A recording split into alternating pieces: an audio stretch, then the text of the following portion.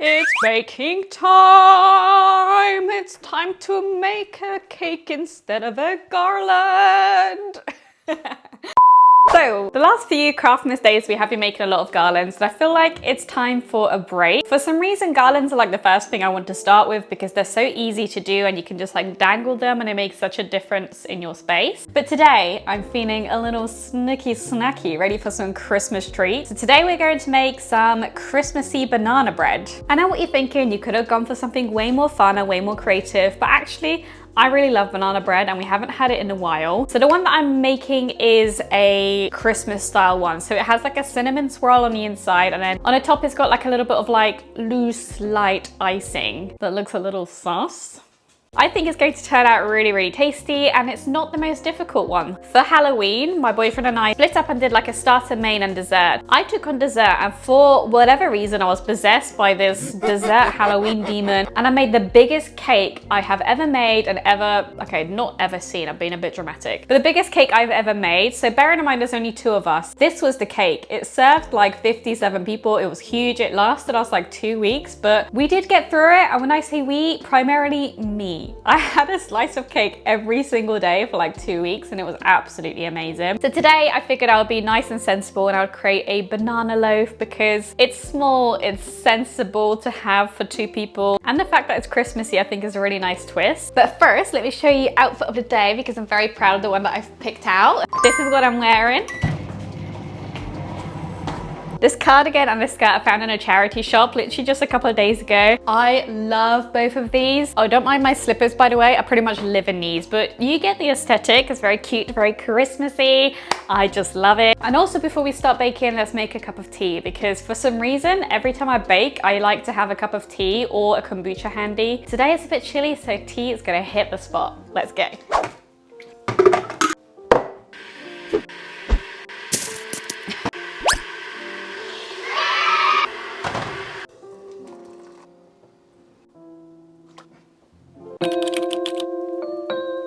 Right, I've got my workstation ready, got my cup of tea, my laptop here with all the ingredients, so let's get gathering. Let me make sure, I think I need to preheat the oven first though. Yeah, 177 degrees Celsius, how precise. Alrighty, so we need 250 grams of all-purpose flour.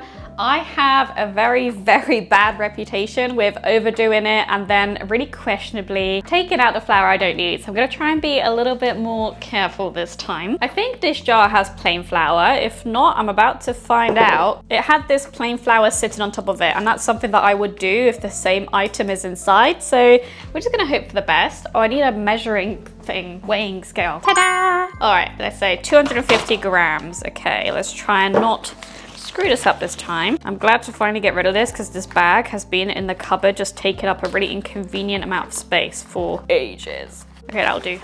I'm bidding the rest. Okay, let's get some of this. So that's 35. Is that what flour smells like? Oh, 270. Why does this always happen to me? I'm gonna use a spoon this time. 250 grams of plain all-purpose flour, a check. And then we need baking soda, ground cinnamon, salt, and sugar. Baking soda is all the way up there, so I need a stool, but cinnamon, hello. There we go, got cinnamon. We have sugar in here, so I'll just use that. And then I've got bicarbonate of soda, but I think it was baking soda, right? What is it? Baking powder. And then I think we need vanilla, but I'm not sure, but I'll take it anyway.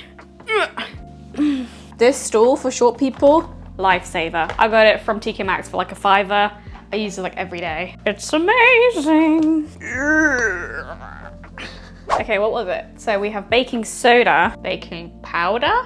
Is baking soda the same as baking powder? No, baking soda and baking powder are not the same. They have different blah, blah, blah, blah, blah. Is baking soda the same as bicarbonate of soda? Yes. Perfect, because that's the one that's not out of date. So I'll throw this away and I'll buy a new one. Salt, I didn't get salt. Just a little salt. And then unsalted butter. A check.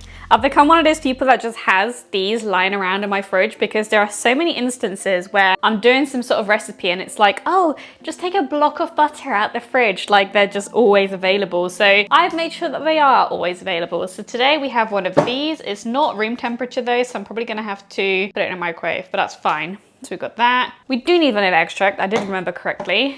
And then we need 2 large eggs at room temperature. It's a good thing I don't keep mine in the fridge. And mashed bananas, check. Just not mashed, but we'll do that in a second. Greek yogurt. I should probably weigh these things out. So it's a teaspoon, half a teaspoon, and a quarter teaspoon of check. Okay, I'm gonna put them by the corresponding ones so I know, so how prepared I am. 135 grams of granulated sugar. Okay, so I got this for the granulated sugar, I got this for the bananas, and then this will go in there. Okay, here's one for the butter, oh, and the weighing scale. Now we're ready. Little princess, hi. I'm literally just following her with this tripod. She's not loving life. Oh wait, where am I going? 143, but good thing we got a spoon. Also, how cute are these? I love them. I mean, don't look at that one, that's a bit broken. But these little Woodbury Lane, they look so cute and cottagey, and on the top, look at that.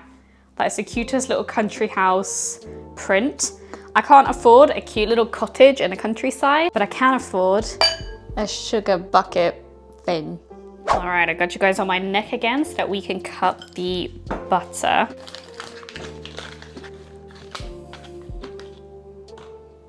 Oh, 54, look at that, that's so close, but we gotta get it all the way. So maybe this little slither. I don't know why I thought 2 grams would be that much butter.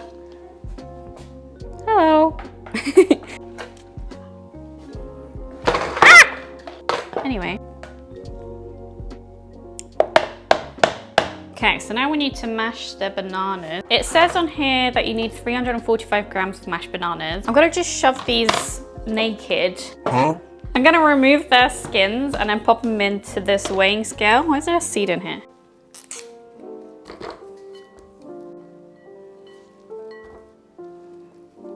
$325, and we needed 345. 20 grams off, I think that's a win. All right, now time to mash them up. Find that this process in your head is always easier than it actually is. Like, why are bananas actually so hard to mash? Or maybe I just never use ripe enough ones, but they look pretty brown to me. Banana mash, banana mash, banana mash, banana mash. Okay, I would say these are probably mashed enough. So that's all of our ingredients prepped and ready. Time for me to prep myself. I accidentally bought whole milk instead of semi-skimmed milk, and I can really taste the difference. It's very like thick. So I think I'm gonna go this way and this way with this sheet.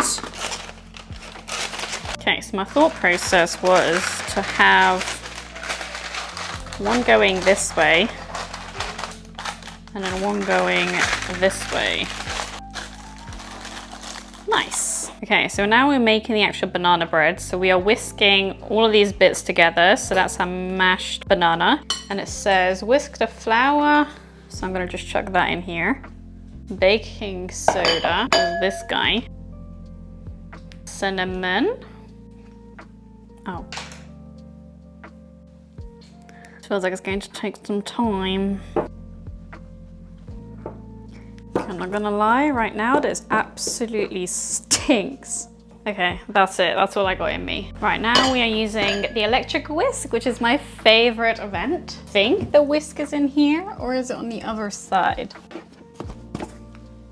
Oh my God, I'm glad I wasn't recording, that was terrifying. I had this on setting 5, and as soon as I plugged it in, it started like flying around. I'm always like low-key terrified of these things because I feel like they're gonna go flying, rip my hair out, damage my whole soul, life, and existence. And it's this tiny little thing. I've seen too many scary things on the internet. Anyway, I'll beat the butter and sugar together. So that's the sugar, and I'm gonna add the butter in. I think I'll put it in the microwave for like a second. Okay, it's a little melted, but it's better than it was. Where's my spoon? And now we whisk for about 3 minutes until smooth and creamy.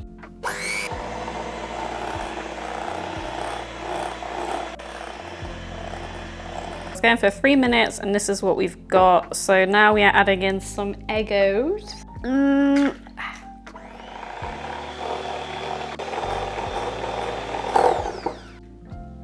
Oh my God, I swear I just heard the floor creaking upstairs, but I'm here and she's here.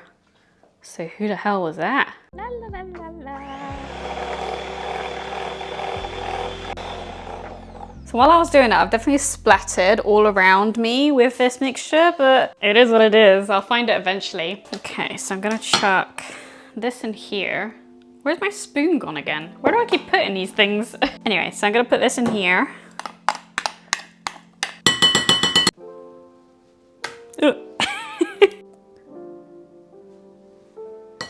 Okay, so that's all of our ingredients actually, so that should be the last steppy-doo step.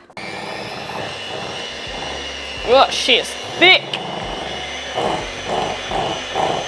Oh, it's kind of working actually.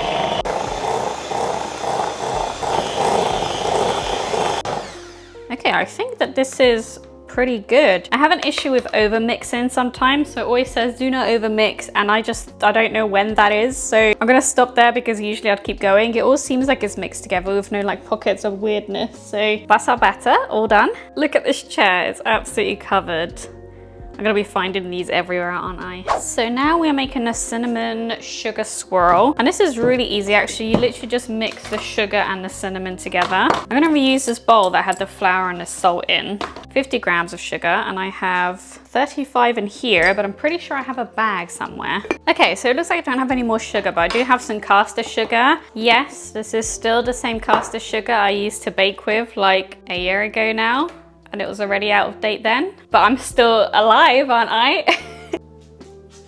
1.5 teaspoons of cinnamon. So that's 1. God, cinnamon smells so great. I used to hate it when I was a kid, but similar to grapefruit, when I got into my like mid-20s, I started to really, really love it. And now we just literally stir this together. Oh yeah, look at that cinnamon sugar. Cool, now we assemble. Alrighty, so we are putting half of the mixture into the bottom of this. Okay, we're definitely doing 1 cup at the bottom here. Do you see what I mean? This is thick.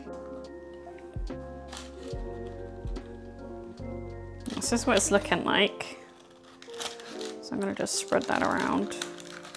You do a sprinkle of cinnamon in the middle. And then we are doing a top layer of batter.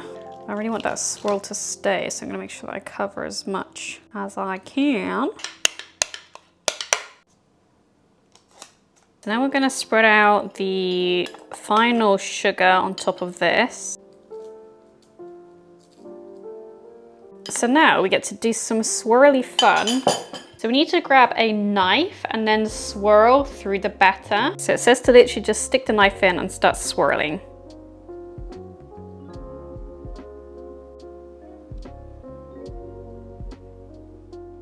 Now we're going to bake for 55 to 65 minutes. And there you go.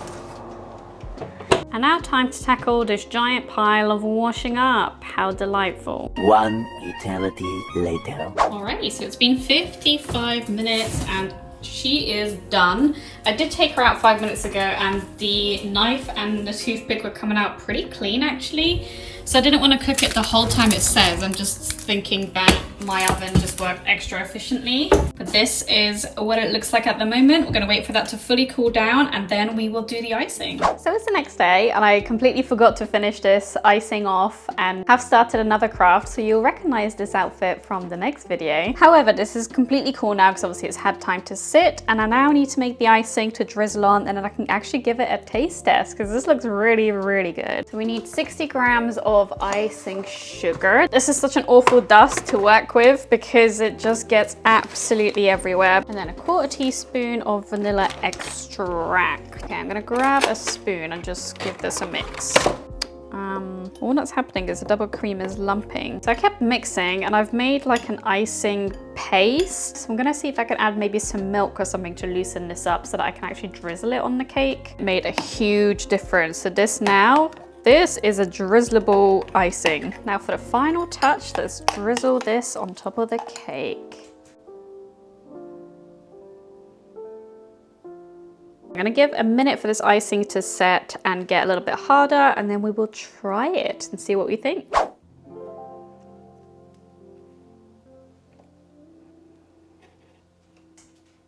So we do have a kind of swirl going on in there. Reminds me a bit of like a marble cake, but is it going to be good? That is the question.